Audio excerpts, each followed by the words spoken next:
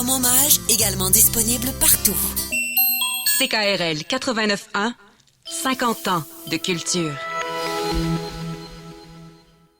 Présente pour les personnes aînées de la capitale nationale, l'Association québécoise de défense des droits des personnes retraitées et pré-retraitées, AQDR, section Québec, est fière de vous présenter Aînés, on vous écoute. Alors, bonjour aux auditrices et aux auditeurs. Je suis Judith Gagnon de l'AQDR Québec, encore avec vous, avec plaisir. Écoutez, aujourd'hui, j'ai voulu reprendre une thématique que j'ai déjà parlé, c'est de la proche aidance. Vous savez qu'on est plusieurs à être proches aidants et que dans notre vie, c'est certain que ça peut arriver. On ne le sait pas maintenant, mais avec les aléas de la vie, le vieillissement, les maladies, tout ça, on vit avec des gens, on a des parents, on a même des grands amis, ça peut nous arriver. Alors, l'AQDR Québec est très sensible à cette question de proche aidance. On a 10 rencontres qui vont se faire dans un restaurant, des déjeuners conférences où on va inviter des conférenciers pour parler de différentes choses, du droit, on va inviter un proche aidant aussi, on va parler quelqu'un au niveau de la médecine, on va traiter tous les aspects de la proche aidance, puis ça va être drôlement intéressant.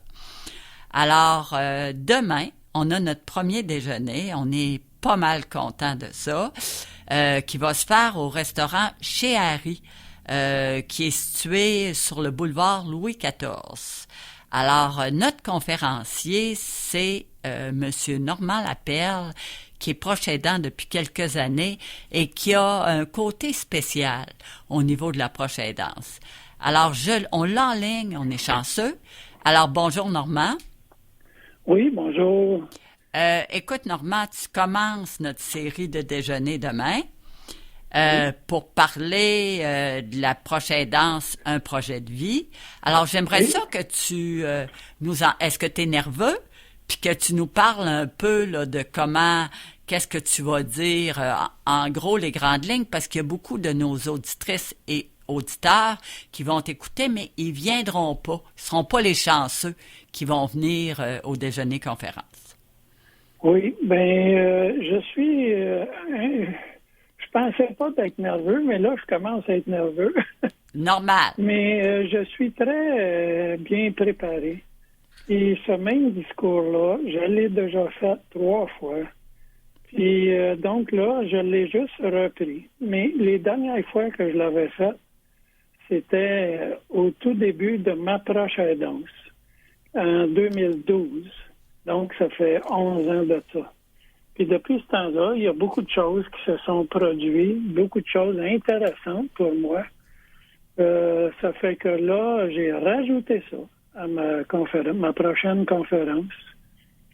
Puis, je pourrais expliquer que moi, je regarde les statistiques sur les aidants.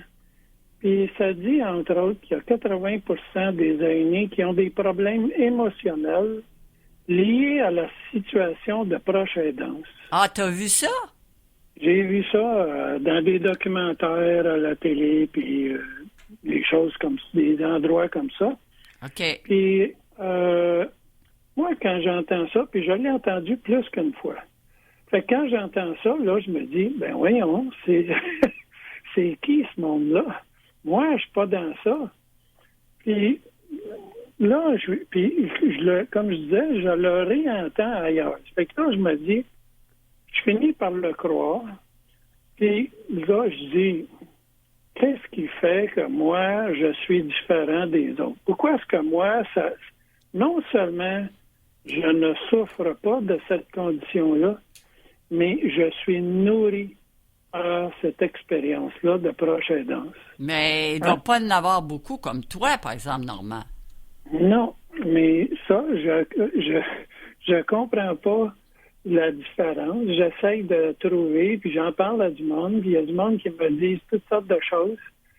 Ça fait que là, mais là, maintenant, je l'accepte totalement que je suis différent.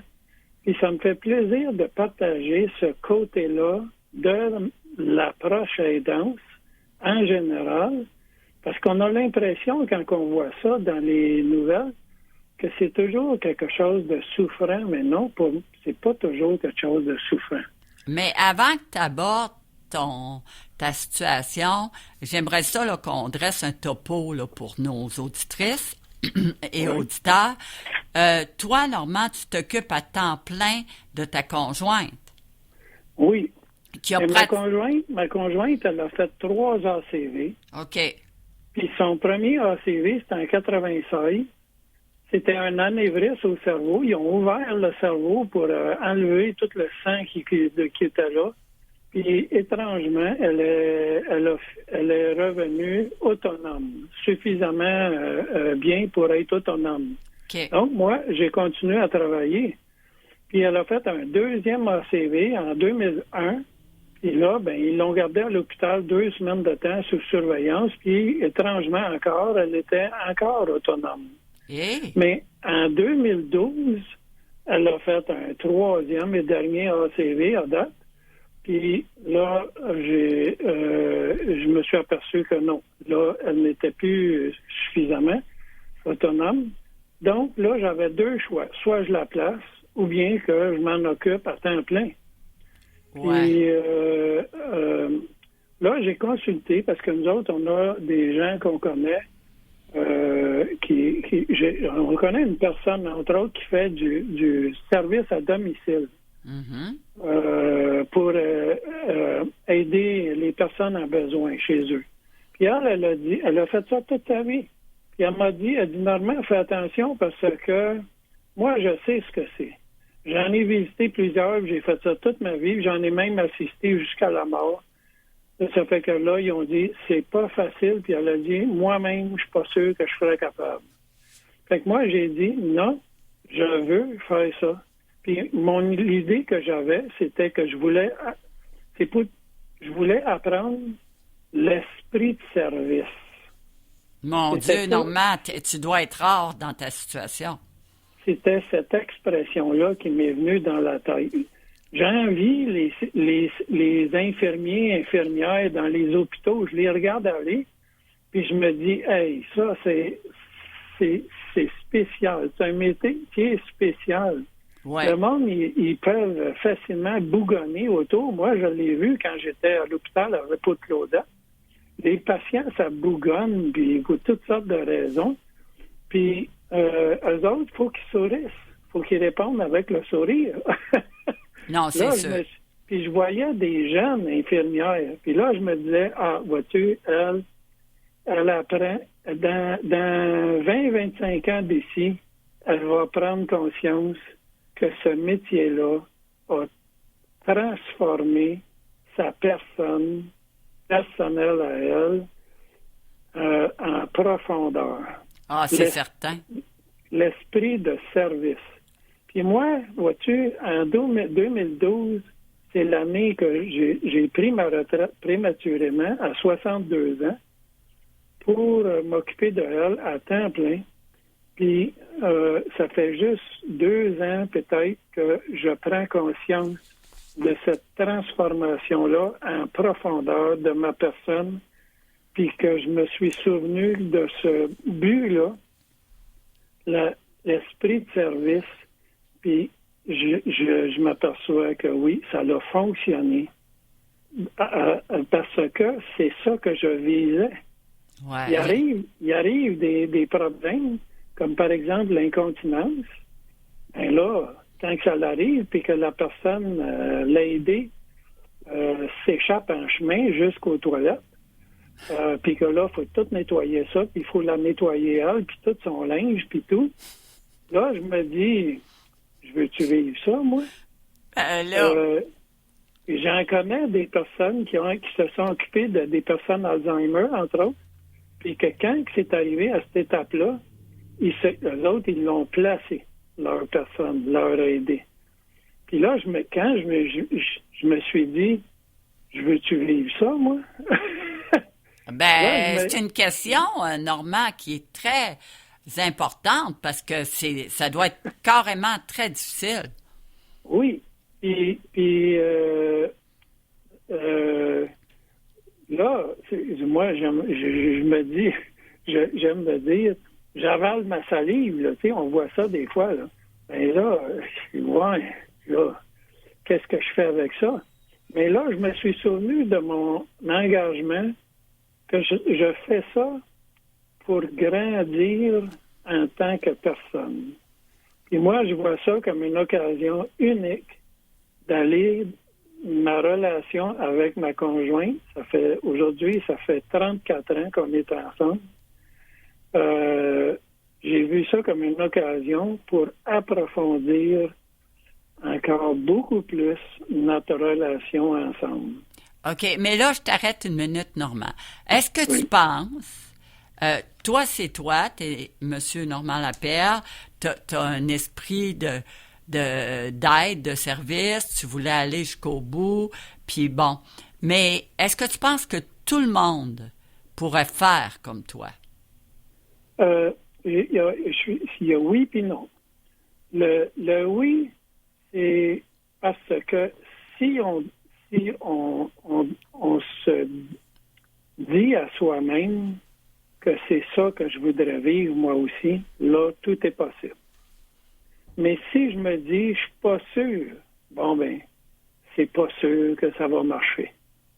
Puis, est-ce que je veux prendre le risque de que ça se termine plutôt négativement, cette expérience-là? Mais si je me dis aussi que non, moi, je pourrais pas, là, non, c'est mieux de pas le faire. Il y a des personnes qui deviennent anxieux facilement. On dirait que c'est plus fréquent aujourd'hui dans notre société. Mais ces personnes-là, non, c'est mieux de ne pas faire ça. Puis il y a aussi l'aider.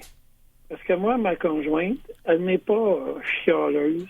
Non, non. Mais je m'imagine que si elle était chialeuse, là, soit que j'arrive à m'ajuster à son chialage, ou bien donc je la place. Parce que faut que je pense à ma santé aussi. Comme on dit depuis la pandémie, prends soin de toi. Bon, ben, ça va de pair. Si je suis pas capable de prendre soin de moi, non, ça marche plus, là. Faut que j'arrête ça. Mais Normand, attends. Moi, il y a aussi des conditions. Si il y a des gens qui ils peuvent pas se passer de leur revenu de travail, ils peuvent pas. Puis s'ils travaillent plus, ils sont carrément dans la chenoute. Non, mais c'est vrai. Fait que là, tu sais, les choix potentiels de faire comme tu fais, il y en a pas tant, là, parce qu'il y a des gens qui peuvent pas faire ça, là. C'est foutu autrement, là. Oui, moi, quand j'ai commencé, c'est-à-dire quand que c'est arrivé en 2012, là, son dernier ATV, là, j'étais pas sûr moi-même de mes finances. C'est ça. Je suis allé voir la personne qui fait notre rapport d'impôt tous les années. Puis, c'est un ami en même temps. Puis là, j'ai expliqué la situation. Puis lui, il a examiné notre situation financière à nous deux. Puis là, il a dit, c'est en anglais, on dit borderline. C'est sur la marge. Peut-être que tu pourras pas, peut-être que tu vas pouvoir, mais ça va être difficile. Et moi, dans ma tête, je voulais tellement vivre ça pour mon développement personnel que ce que j'ai compris quand il a dit peut-être, moi, j'ai compris que c'était possible. Ah, tu as vu le positif tout de suite. J'ai vu le verre à moitié plein plutôt qu'à moitié vide. Bon, mais là, je t'arrête là.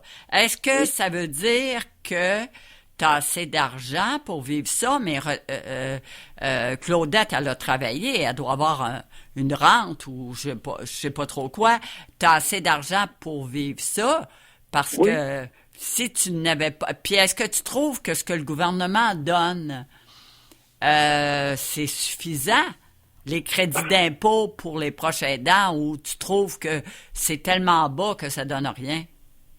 Bien, nous autres, on s'est ajusté à notre nouvelle condition, une fois qu'on est ajusté, tout va bien. Je me suis aperçu de ça en m'occupant de ma conjointe, parce qu'elle, depuis le début, elle a continué à dégrader.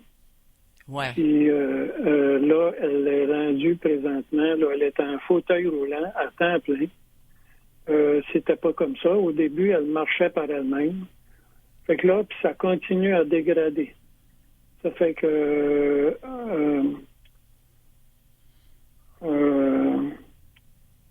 c'était quoi ta question? Non. Je me suis... Je parlais de ta situation. Est-ce que puis est-ce que les oui. crédits d'impôt du gouvernement sont suffisants pour vous donner un petit surplus qui vous permette de bien vivre? Oui, c'est ça. C'est que ça dépend des conditions de chacun. Mais tu sais, c'est sûr qu'il y a des gens qui ont leur situation financière, ça ne le permet pas. Dans ces cas-là, mais là, d'après moi, non seulement ça coûte moins cher pour le gouvernement, même s'il leur donnerait de l'argent, plutôt que de la placer. On a déjà tous entendu ça, cette expression-là, que ça coûte moins cher d'avoir soin des aidés à domicile qu'en institut. Non seulement ça, mais c'est pour ceux qui veulent vivre ça, ça vaut la peine. Moi, je témoigne de ça. Je ne connais personne d'autre qui pense comme moi, qui voit ça comme d'une façon positive. Puis j'ai même jamais entendu personne parler de ça, qu'il y a du monde comme ça. Ça, c'est comme la majorité silencieuse. On n'entend pas parler, mais dans les médias, on entend juste des cas qui vont mal. Mais, fait que ça vaut la peine de vivre si on veut l'essayer. Mais plus que l'essayer, c'est pas juste l'essayer. Normal, là, moi, je vais te demander quelque chose, là. Oui. Même si quelqu'un veut, tu sais, dans la vie, des fois, on veut beaucoup. Mais on n'a pas la potentialité en dedans. On n'a pas le contexte en dedans. On peut pas tout le temps décider tout seul parce que des fois, on voudrait grand comme le monde. Puis on n'est pas capable. Est-ce que tu penses que, toi, ta situation, tu as consulté quelques personnes, mais moi, je pense qu'il faudrait que les gens rencontrent des ressources avant de prendre une décision de cette grande envergure comme ça. Oui. Parce que, tu sais, ils peuvent se tromper. Ils peuvent banaliser des affaires qui sont importantes. Qu'est-ce que tu penses? Moi, je pense que si on décide de faire ça, là, il peut arriver n'importe quoi. Il peut arriver des choses qu'on ne s'attendait pas. Mais là, est-ce que je suis prêt à aller au bout? Moi-même, je ne sais pas encore qu'est-ce qui m'attend. Et moi, je peux témoigner de ce que j'ai vécu jusqu'à maintenant, mais dans l'avenir, qu'est-ce qui va arriver? Est-ce qu'il pourrait arriver une situation que je ne peux plus gérer et que je vais me sentir obligé de la placer? Ça se peut. Mais ça se peut. Je suis prêt à ça, psychologiquement. Ah, mais, OK. Tu veux dire que, écoute bien, c'est important là, pour les gens qui nous écoutent, que dans le moment, c'est OK, mais que si, à un moment donné, il arrive une situation qui te dépasse, ça peut ne plus être OK. Oui, exact. Ça veut dire que c'est pas pour toute la vie. Ben, ça moi, dépend du d'aller contexte. Jusqu'au bout, parce que c'est ça que je veux vivre aussi. Là. Ouais, OK. Je veux voir. Puis aussi, il y a une autre curiosité, mais ça, c'est peut-être pas pour tout le monde, mais pour moi, je me demandais avant, c'est quoi vivre en tant qu'aidant?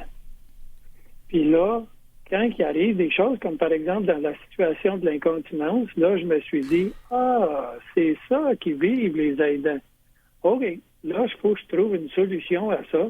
Puis la solution, c'est de faire des ajustements à l'intérieur de moi. C'est d'accepter totalement cette situation-là. Puis là, à ma grande surprise, il est arrivé quelque chose dans ma tête j'avais plus de... Je ne souffrais plus de ça. Dès que c'est accepté dans ma tête, tout devient facile, la vie est belle. Puis, jusqu'à aujourd'hui, il y a eu souvent des deuils de cette façon-là que je fais. Et au début, c'est le déni. Mettons qu'elle ne peut plus marcher, comme là, elle est en fauteuil roulant, comme je disais.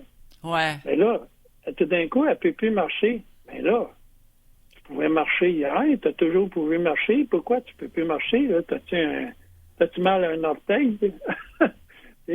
T'as-tu mal à quelque part? Qu'est-ce qui se passe? T'es étourdi, là? Puis là, 2-3 jours de temps, là, je pense à ces pilules. Y a-t-il quelque chose que j'ai mal fait? Puis tout ça. Est-ce qu'elle est fatiguée? Est-ce qu'elle est mal bien nourrie? Puis là, quand je me réalise que elle est comme ça, permanent, à partir de maintenant, tout devient facile. Avant ça, je voyais juste du noir en avant de moi. Mais là, dès que j'accepte totalement, j'ai juste, au lieu de vivre à côté, puis de nier la situation, là, je travaille avec la situation. À partir de maintenant, on va avoir un fauteuil roulant, puis je vais tout le temps la pousser, puis la vie est belle. Est-ce que ça fonctionne? Ouais, mais est-ce que tu es bien accompagné par un médecin et par le CLSC? Elle a un médecin personnel, puis c'est un ange, ce médecin-là. Ah. Mais elle ne vient pas à domicile. Puis le CLSC, moi, je suis de Lévis. Puis à Lévis, mettons que 10, c'est maximum, puis 0, c'est minimum comme service, mettons. Moi, je leur donnerais 12. Mais voyons donc, là. Ça dépasse mes espérances. Mais par contre, c'est pas pareil partout. C'est pas tous les CLSC. J'entends parler de certains CLSC que c'est plus difficile. Mais ici, là, on a un besoin, il envoie tout de suite un nutritionniste pour nous aider à mieux s'alimenter, un ergothérapeute. Là, comme c'est là, il y a une personne qui vient ici 3 fois par semaine pour la laver. Puis ils sont au courant que moi, je veux aller jusqu'au bout avec cette expérience-là, jusqu'à un décès éventuel. Puis aussi, je ne sais pas s'il y en a qui écoutent, qui connaissent ça. Il existe une espèce de cote d'autonomie. Oui, un pointage. J'appelle ça le SMAF. Oui. S comme Suzanne, M comme Marcel, A, F comme François. SMAF. Puis ça, le 14, c'est légumes. Puis Claudette, ma conjointe, elle, comme c'est là, elle est rendue à 11-12. À l'approche du légume? À l'approche du légume. Au lieu d'appeler ça légume, là, je pourrais appeler ça, mettons, grabataire. C'est-à-dire toujours couché dans un lit. Elle s'approche de ça. Mais ça ne veut pas dire que ça va aller jusqu'à 14 dans mon expérience avec elle. Mais moi, je suis prêt à aller là. Parce que je vais donner une petite anecdote aussi. À un moment donné, elle a fait une crise d'épilepsie. Oh mon Dieu! Puis ça, elle n'avait jamais fait ça de sa vie, puis elle ne l'a jamais refait. Puis quand elle a fait cette crise-là, ben là, j'ai appelé l'ambulance, ils sont venus la chercher, puis ils l'ont tout examiné. Puis là, ils ont... une crise d'épilepsie, là, c'est tous les muscles de ton corps qui se raidissent au maximum. Puis elle, ses muscles se sont tellement raidis qu'elle a son bras gauche, il a cassé. Ah! Puis, il y a 4 vertèbres dans sa colonne vertébrale qui ont craqué. Mon Dieu! C'est juste pour te dire la force de crise d'épilepsie.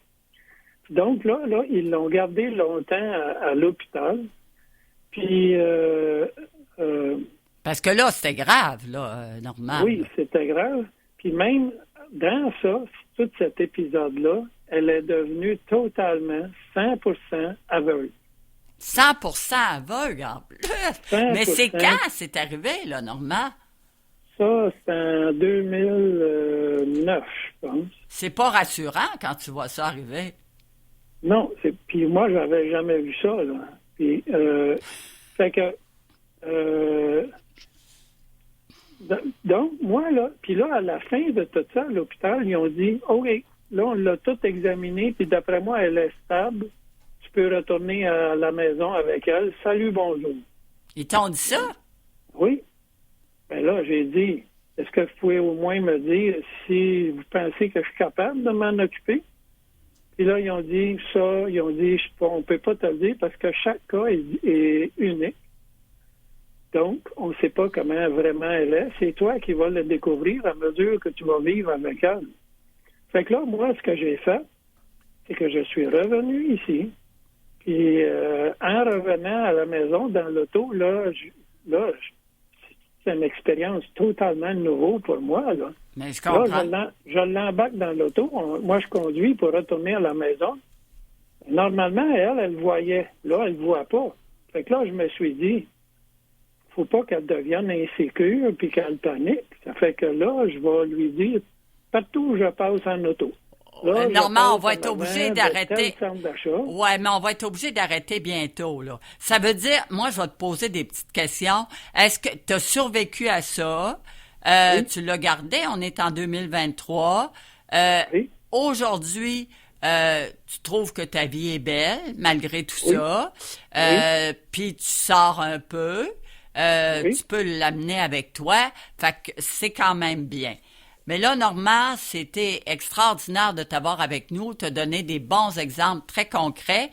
Mais on va être obligé de te laisser. Mais j'invite les gens. Il reste pas beaucoup de place, mais coudonc, restaurant chez Harry sur le boulevard Louis XIV. De toute façon, nous allons filmer la rencontre et on va le mettre sur le site Internet de la QDR Québec. Bon matin, Normand. Oui, je vais être avec Claudette à cette rencontre-là. Et soit dit en passant, Claudette, elle le voit aujourd'hui. OK. Merci beaucoup. Salut. Bye. Bye.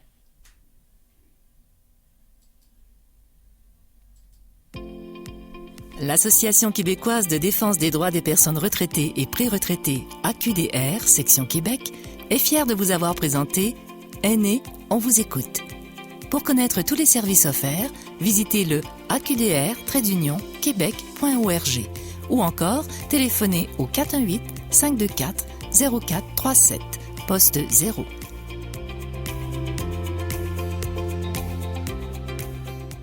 Tu me vois plus, tu me vois plus. L'Abordé vous invite à soutenir l'impulsion de sa prochaine saison. Le mercredi 24 mai, participez à notre soirée bénéfice en assistant au spectacle musical À main nue de l'auteur, compositeur et interprète Émile Brou-Cloutier.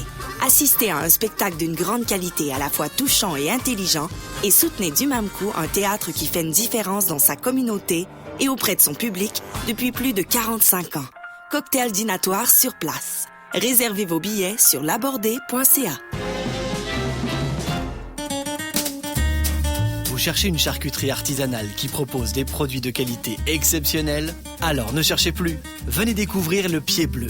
Le Pied Bleu, c'est avant tout un bar à charcuterie spécialisé en charcuterie cuite qui produit un boudin digne d'une appellation d'origine contrôlée. Le Pied Bleu vous offre également des plateaux de fromage et de charcuterie pour vos événements, pique-niques ou réceptions. N'hésitez pas à nous appeler au 88 914 35 54. Le Pied Bleu, la convivialité et l'authenticité en toute simplicité. Audiolite, 50 ans de tradition et d'innovation. Bryston, Cambridge Audio, Denon, Dyn Audio, Focal, Grado. Audiolite. Toujours spécialiste en son et images. Moon, Oracle Audio, Paradigme, Rega, Sennheiser. audiolite.qc.ca. Du 24 juin au 19 août, un vent de découverte se lève sur le Festival international du domaine Forget de Charlevoix. Laissez-vous porter par des rendez-vous musicaux à couper le souffle et des performances artistiques qui font vibrer l'âme et le cœur. Planifiez votre envol dès maintenant. À la coopérative funéraire des Deux-Rives, nous vous offrons des carrières qui font une différence. Vous serez séduit par notre approche humaine qui allie respect et plaisir, ainsi que par nos emplois stimulants dans lesquels vous vous sentirez utile et valorisé. Car au cœur de tous nos gestes, il y a l'humain d'abord.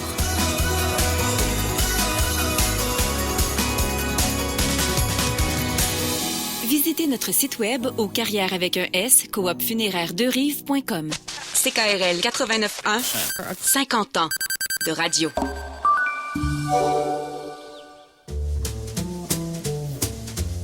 Midi Jazz vous est présenté par Audiolite, le Festival international du domaine Forget de Charlevoix et par la coopérative funéraire des Deux-Rives.